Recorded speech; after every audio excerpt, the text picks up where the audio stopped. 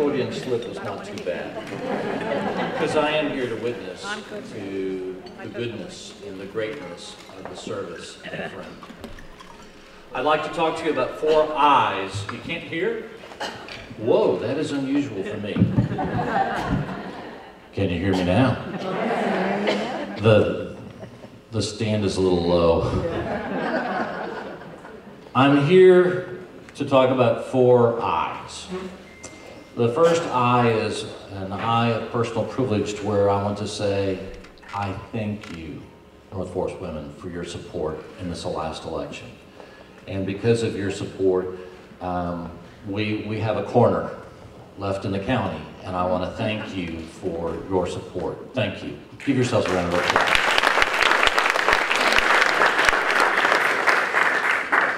My second I is about some incredible numbers. And these incredible numbers I learned during our campaign. I did some polling data on myself and some of the other folks that were involved.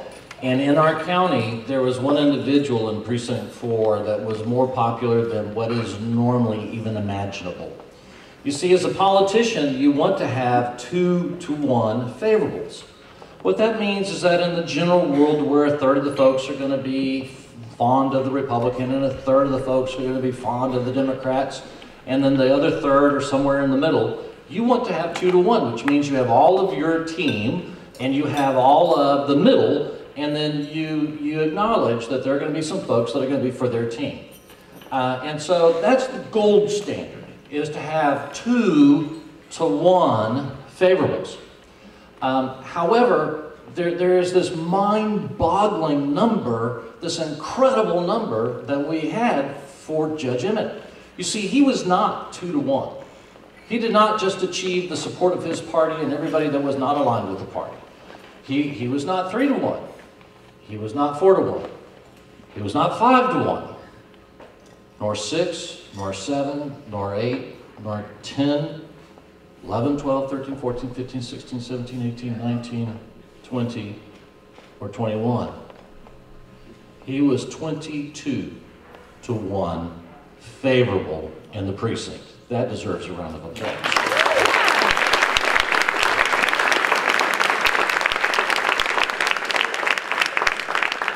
And I think that incredible number is a reflection of the third I that I would like to share with you in my testimony as I've taken a stand about Judge Emmett, and that is his indomitable spirit. You see, when the hurricanes blew, Hurricane Ed was there to tell us all to hunker down. When the crises, yes, that deserves a round of applause. And there are more crises than just one storm. Before Harvey, it was another storm. And before that, it was another storm. And many of you have forgotten that after Harvey, we had an ice storm. And who was there at the helm at Transtar making sure that the commissioners were out in the precinct? Yeah. I viewed him like that beacon in the lighthouse. As we were out there in your dump trucks trying to fish folks out of the water, he was the one that was saying, this is where they are, go get them. And that helm, that direction, that care was something that aided us all, and that indomitable spirit. What many of you may not know is that just a couple of weeks before Harvey came into town, he'd had an illness.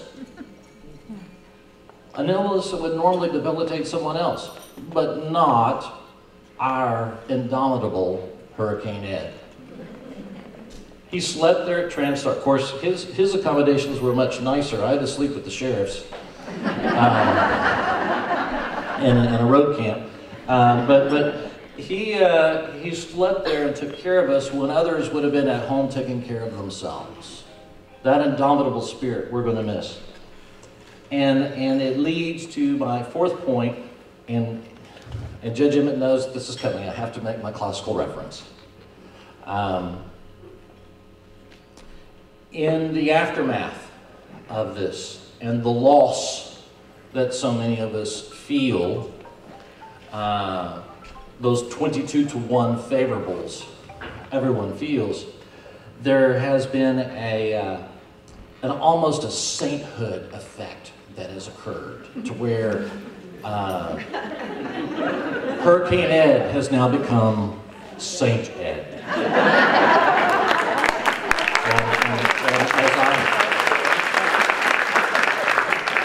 Gwen is over there reminding him, but not at home. And as I began to search my mind as some of the more favorite saints of old, St. Ignatius was one that came to mind. Yeah, it's my turn with the microphone. And St. Ignatius showed great decorum and dignity when he had been sentenced to die by the Romans by being eaten by the lions. And he wrote a letter to Rome saying, don't weep for me. These are the things that we need to do to take care of ourselves and to take care of the community that I love. And that is the way that I've seen Judge Emmett respond to this political storm that he stood and faced for us, but overcame us. And that is how to take care of us, the community, the people, because he views his avenue of service to be greater than the service that this community has failed to render to him with that indomitable spirit, with those incredible numbers. And I am privileged and honored to get to introduce him today. A round of applause for Hurricane Emmett.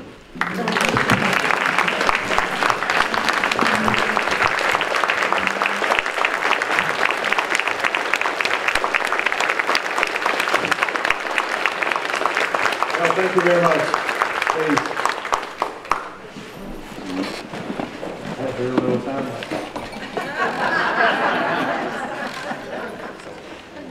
You know, I have not died,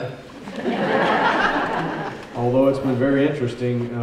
No offense to the television stations, but we really haven't been watching the news and we haven't been reading the newspaper. But enough people tell me about things that it's been humbling and gratifying. The outpouring of support after the fact. But there have been times when I feel like I've been watching my own funeral. You know, gee, those are really nice things. But if you think you're going to get soaring rhetoric from me today, that's not going to happen, because, you know, my relationship with this club goes back 40 years. 1978, and I said this on election night, 1978, I was elected to the Texas House of Representatives in what was considered a major upset. I was in my 20s and I defeated a 12-year incumbent. Well, guess what? I'm now the 12-year incumbent and I got defeated by somebody in their 20s. Not really the way I wanted that to work, but that's what happened. So what I want to talk about, because you got to go on, and the Republican Party's got to go on, and this club is one of, as Commissioner Cagle indicated, it's one of the linchpins of who we are. But we're going to have to do some things, and numbers do not lie. So let me share some numbers with you, and I'm going to try not to delay your lunch too much, but it takes a while to go through all of this. I don't know about 22 to 1, that's a little extravagant. Countywide, it was still pretty darn good. But I don't mind telling you that there was a weekly tracking poll done by state officials, and they kept sort of adjusting it because they kept saying, well, you can't be that far ahead. But I was. The last poll, I was 26 points ahead. But we had a structural flaw in the way the election was conducted, and I don't say that, that's not a criticism of the county clerk, it's just the way it was. When you went in, what did you see? You saw one page that said Republican or Democrat, period. And that was it. And it was too hard or too easy for people to say, I'm one or the other, and then go home. And that is exactly what happened. The straight ticket, we can talk about it all we want. It's been done away with now. The only reason it stayed in effect for this election year was the state Senate. Lieutenant Governor Patrick and State Senator Paul Betancourt wanted to keep it. They weren't malicious in that. I know that sounds critical. They actually thought it was somehow going to help Republicans. Well, it didn't. And if you go back and look at the results, In 2016, in the presidential year, which was a complete wipeout for Republicans in Harris County, the differential between straight ticket Democrats and Republicans was 70,000 votes. Nobody could survive that. Actually, I ran the numbers, and I thought, even if it gets that bad, I can still survive. But it's not going to get that bad because this is not a presidential year. The turnout won't be that high. Whoops. Turnout was higher than in the presidential year. And so, rather than having a differential of 70,000, we had a differential of 105,000. Now, I made up 87,000 of that. I lost by 18,000 votes. I finished 80,000 votes ahead of the top of the ticket. And if you remember the way the ballot looked, county judges buried between all those district judges and all those county court at law judges. I think it was on page 10. You know, it's impossible to find. It's impossible to describe what a county judge is, and then when you can't even tell people how to find it. So make no mistake, the reason I lost, maybe other Republicans, but certainly me, was straight ticket voting. There's no way around it. Take away the straight ticket voting, you know, I win. Now that is not to denigrate the efforts of Lena Hidalgo. She campaigned for a year. She's going to be the county judge. I talked to her this morning on the phone. She's coming in to meet Wednesday. And, you know, we can't go back and argue over what happened in the election. She won. I lost. That's politics. We've all been there. We were not helped by the presidential situation. I'm not going to go into great deal about President Trump, good, bad, or indifferent. What we saw in other states, though, was even with the winds going against at the White House level, Florida wasn't a blowout, Georgia wasn't a blowout. You know, other states survived. What made Texas different? And we're going to have a real honest conversation about that. Because, yes, President Trump has the ability to say some things that just irritate lots of people. I don't know what I'll do if he says one more time that people down here got out in their little boats to sightsee here in Harvey. That is so unconscionable, I just can't even, and he said it now 3 different times, despite being corrected. And of course, that's offensive, but we have to live with that. But he wasn't the problem.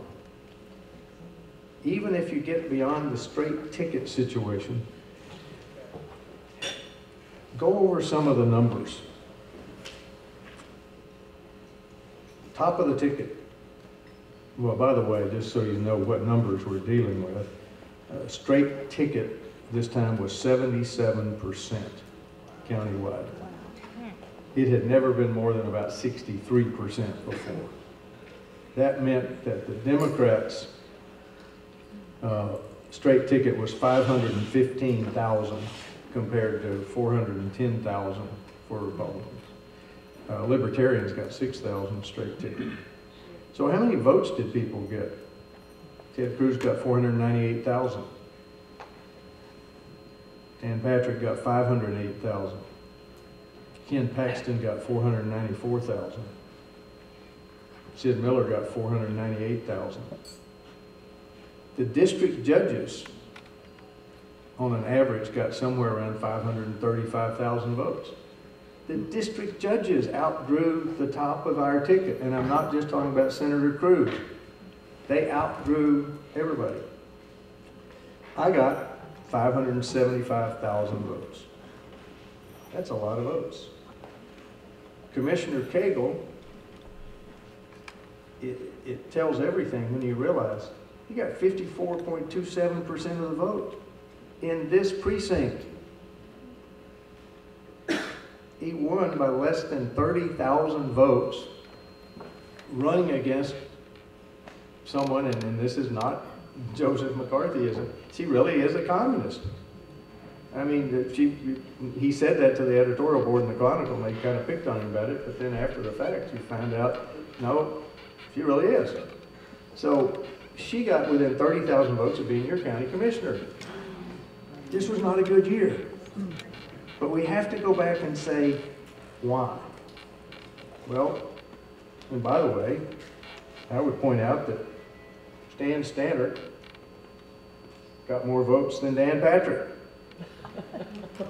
And what does this tell us? I'm going to say something really snarky right now. But you cannot sit in a rocking chair wearing your mama jeans, as my kids call them, and talk about we're not going to let Texas become California. Because in fact, Texas is becoming California specifically because of what he and others are doing. What changed California from a Republican state? Nobody else in this room is old enough to remember when California was a strong Republican state. But there were two things. First, with all their propositions, where they said we're going to let everybody vote on everything, it took away all the power from local government, and it moved it all to the state. What are we doing here? The exact same thing. In one of those ads, it was even said, I'm going to ensure that you have the right to vote on your taxes. You can't vote on taxes every year. There's no way for that to work. And if that comes into being, then all the power is going to go to the state, away from the local. But then the second thing, what happened in California? Pete Wilson got overly focused on immigration, and forgetting the fact that a lot of people who lived in California were themselves immigrants. We're doing the same thing. And if we keep going down that path, this state is going to become Democrat again. And Sam, I'm glad you're going up there, because I trust you. You're going to do a fine job. But we lost 2 state reps in Harris County. We lost 12 state representatives around the state. We could lose more. There's one of ours here in Harris County, Representative Bohack, that's hanging on, but there are provisional ballots being counted. We could lose that. And I can guarantee you, if that happens, then by the year 2020, the Democrats are going to, there's blood in the water. And they're going to start talking about taking over the Texas House. And what happens if they take over the Texas House? Redistricting comes up the next year. And then we're going to have lots of fun. Because whoever controls that process obviously controls the process. So what do we need to do? Well, fortunately, straight ticket's going away. But beyond that, we've got to take a long, hard look. Now, once, right after I became county judge, 2 things happened. An activist in this part of the world didn't want me to be county judge, and he wasn't very friendly. And after, he kept talking about you've got to pay attention to the grassroots, and you've got to pay attention to the grassroots, and over and over and over. And I said, well, wait a minute. You're not the grassroots. You're the activist. The grassroots are those people that show up every November and vote solidly Republican. The people you don't hear from. The activists, and we got to have activists, don't get me wrong. You've got to have Republican activists. But the grassroots are those voters, and they need nurturing. They need somebody to talk to them about issues that matter. They need officials who are willing to actually meet with editorial boards. They need officials who are willing to go out and meet the public and not just hide and say, well, we're just going to pay attention to our base. You know what? There's no way to sugarcoat it. The Republican Party base is a bunch of old white folks, and we're dying off. And that's got to change. So that's number 1. And that leads me to number 2. A state official who I've mentioned several times already also didn't want me to be county judge. And Gwen and I went to see him in his office. And we got a lecture about how the fate of Western civilization rides on our shoulders, because what happens in Harris County affects Texas, affects the United States, and affects the world. And I thought that was a little grandiose, but nevertheless. But at the end of that meeting, he said the most horrifying thing I've ever heard in politics. He leaned across his desk and he put his hand on Gwen's arm and he said, you know, if your husband and I don't do the right things now, our children and our grandchildren will be surrounded by people who aren't like us. Think about that for a minute. That is the problem. So, rather than sit around and sulk, I and others are going to start working the state. We're going to start saying, okay, what do we need to do to get the Republican Party back to Ronald Reagan and George Bush and Everett Dirksen and all those great minds that were there before, and get away from this little mindless, narrow focus run by Empower Texans and others around the state. And if there's a, you know, I'm sorry, Valerie, but I'm going to pick on some of your friends. But the so-called Freedom Caucus, which doesn't believe in freedom at all, they believe in dictating what goes on in the state, it's got to stop. So let's say right now, right here, it starts to change. Clubs like yours, clubs like yours have got to say, no, we're not going to do this anymore. For too long, we have just said, well, you know, they have their beliefs and we have our beliefs. But their beliefs have just cost Harris County a tremendous amount. And forget about county judge. Think about the judicial system. Think about what I call the real judges and all those people who lost. Think about those state reps who lost. It's coming. We have to change it. Now, I'm going to land on a positive note. I mentioned Sam. Sam's going to be great. But you know what? Early on in the congressional race, I endorsed Kevin Roberts. And we were at a function, and this elderly, I guess he wasn't that elderly, probably my age. That's elderly. Came up to me and said, you know, my son's running for Congress. I'd really like you to meet him. And I'm going, yeah, well, I'm already involved. And, no, you need to meet him. Have you ever done anything in politics? No. I said, well, does he live here? Well, he just moved here. He's going to run for Congress. I said, well, have him come see me. And Dan Crenshaw came to see me. Talk about a rock star. The way he handled Saturday Night Live.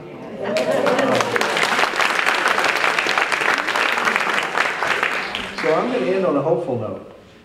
I'm going to end on people like Sam Harless and Dan Crenshaw, not on some of the people who have tried to dictate what goes on in our state and what goes on in our personal lives. That's not the Republican that I grew up with. And so rather than go into a fetal position and sulk, whether or not I ever run for office again is totally immaterial. But the truth of the matter is, we got to help people like Sam and Dan build a party that we're all going to be proud of. And you need to be part of it. Thank you very much.